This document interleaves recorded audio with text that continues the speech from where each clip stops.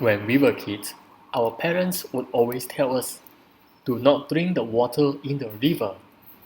Do you ever wonder why the water from the tap is drinkable after boiling, but the water in the river is undrinkable? Is there any difference? The answer is yes and no. There is a series of processes to purify the river water, but the source of our drinking water is mainly from the river. In the process to purify the river water, we will remove the visible harmful material first in the river, such as stone and sand. After that, we will remove the invisible harmful material such as chemical substances.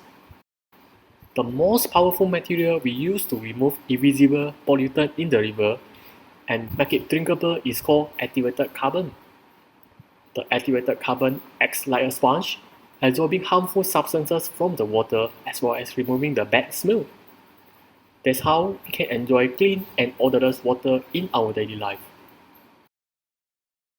However, activated carbon is usually made from coal, which is a non-renewable source. It is also expensive. There is an alternative source for activated carbon. Can you guess what is it?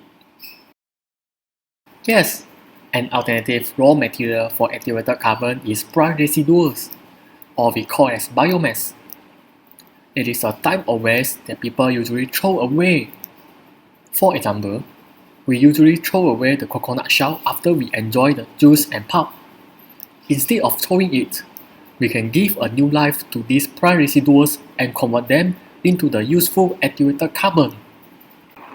Plant residual is relatively cheaper and it is supposed to be an environment-friendly material because it is a renewable resource.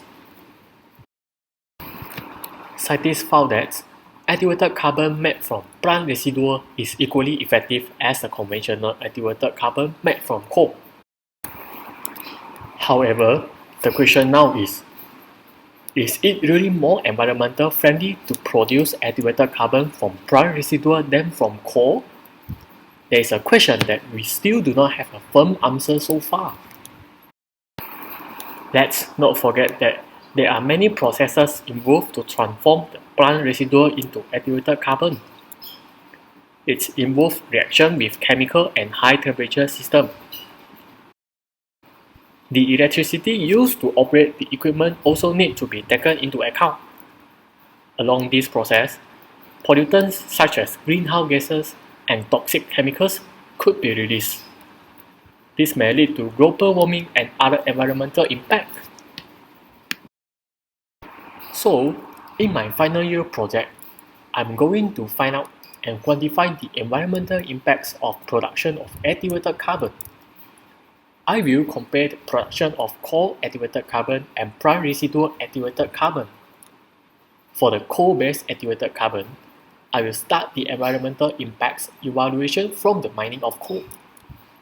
Meanwhile, for plant residual-based activated carbon, I will start the evaluation from the plant harvesting process.